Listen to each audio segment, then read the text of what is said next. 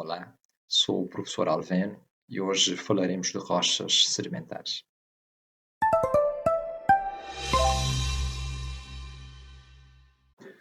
Vamos começar com uma pequena introdução às rochas sedimentares.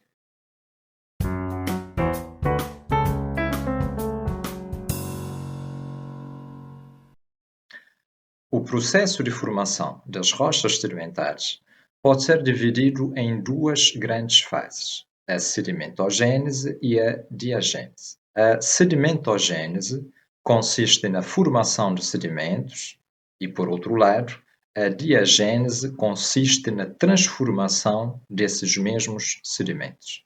A sedimentogênese começa com a meteorização, que corresponde ao desgaste químico e físico dos minerais das rochas.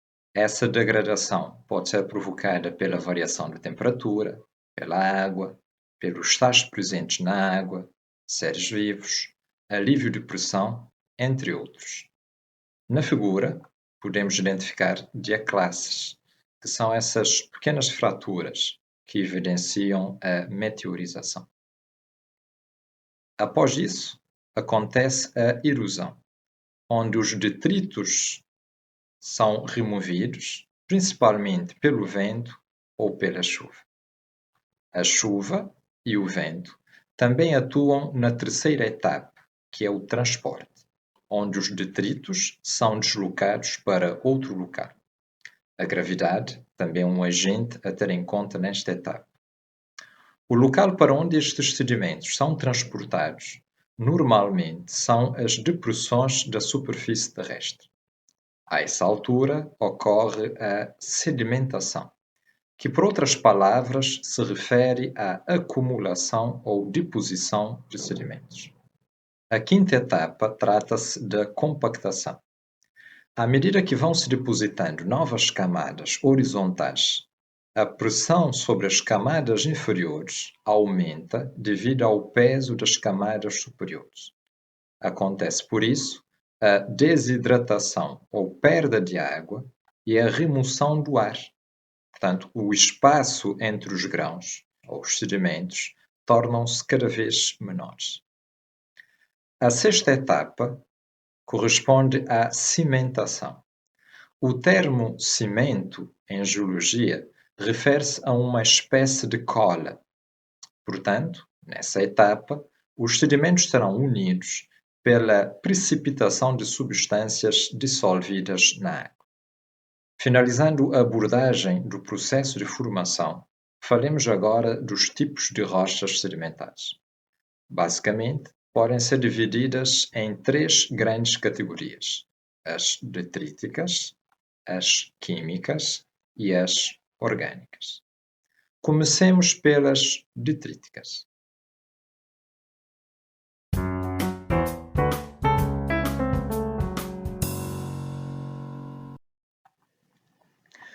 Os detritos são fragmentos de rochas e podem ser móveis, também chamadas de soltas ou desagregadas, ou podem ser lapidificadas ou consolidadas.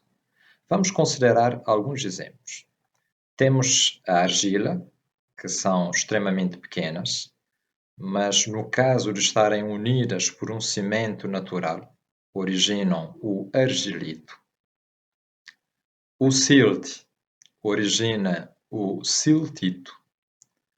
A areia origina o arenito. Por fim, temos os detritos de maior dimensão, chamados de balastros. Estes incluem os seixos, calhaus e cascados. Dependendo da sua forma, podem ser rolados, quando forem arredondados, ou podem ser angulosos, quando apresentarem uma forma irregular. Os balastros dão origem às brechas e aos conglomerados. As brechas, como indicado na imagem, possuem detritos angulosos e os conglomerados detritos rolados. Outra categoria das rochas sedimentares são as químicas ou quimiogênicas.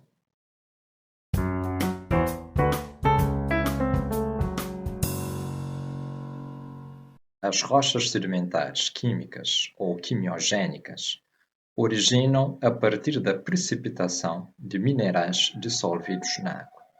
Vamos considerar o caso de duas rochas. O ivaporito ou sal-gema é uma rocha que tem um nome bastante oportuno.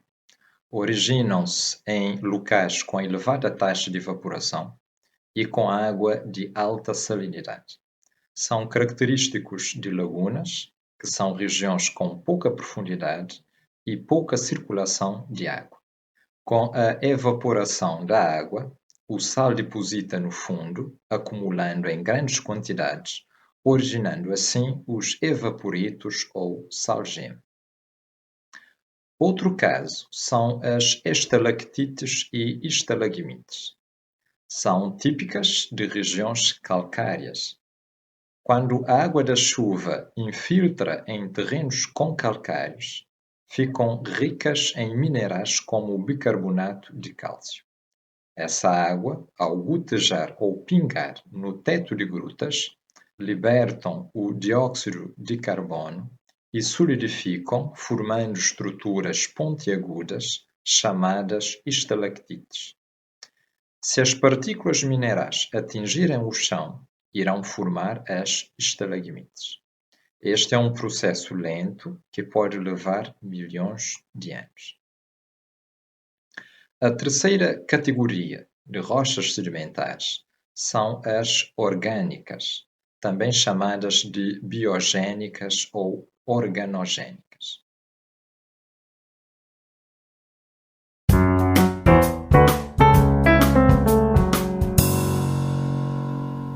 Elas resultam da acumulação e compactação de restos de seres vivos, que podem ser de origem animal ou vegetal. Em termos de origem animal, podemos identificar duas rochas, o calcário coralígeno e o calcário conquífero. O calcário coralígeno origina a partir do esqueleto de corais e o calcário conquífero tem origem a partir de conchas. Estes restos de seres vivos, ao misturarem com sedimentos, originam essas rochas. Se considerarmos as rochas de origem a partir de matéria orgânica vegetal, podemos tomar o caso de duas rochas muito conhecidas, o carvão e o petróleo. O carvão resulta da decomposição de matéria orgânica enterrada em ambientes pantanosos. Os pântanos são ambientes úmidos, com muita água, lama e vegetação. Visto que a matéria orgânica é coberta por sedimentos com altas temperaturas de pressão, lentamente irá se formar o carvão. O carvão é constituído essencialmente por carbono. Quanto maior é a quantidade de carbono, maior é o poder calorífico do carvão. O petróleo é uma rocha líquida, resulta também da decomposição de matéria orgânica em condições de pressão e temperatura propícias. Ocorre em ambientes com pouco oxigênio, onde ocorrerá a fermentação, realizada pelas bactérias. Ao longo de milhões de anos, a matéria orgânica irá transformar-se em hidrocarbonetos, como o metano e outros compostos orgânicos mais complexos. Iremos agora analisar as principais características das rochas sedimentares.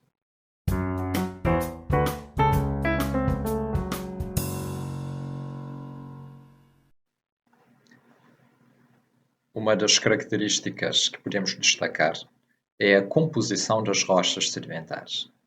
Visto que elas resultam do desgaste de outras rochas pré-existentes, podemos identificar nas rochas magmáticas sedimentos de origem magmática, metamórfica, diversos minerais e restos de matéria orgânica.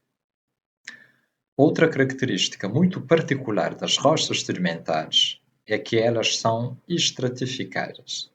Elas apresentam camadas distintas, chamadas de estratos, que se formam quando os sedimentos se acumulam em camadas. A estratificação pode ser utilizada para determinar a sequência temporal dos acontecimentos geológicos. Uma última característica é que elas são fossilíferas. As rochas sedimentares frequentemente contêm fósseis de plantas e animais preservados, que fornecem informações sobre a vida e o clima do passado, aqui na Terra. Os fósseis são importantes para entender a evolução da vida, para datar as rochas sedimentares em que são encontrados. Para finalizar, e em jeito de resumo, deixo-vos este quadro que contém um apanhado geral não só das rochas sedimentares, mas também das rochas magmáticas e metamórficas, sobre as quais falo também neste canal. Obrigado pela vossa atenção e até a próxima.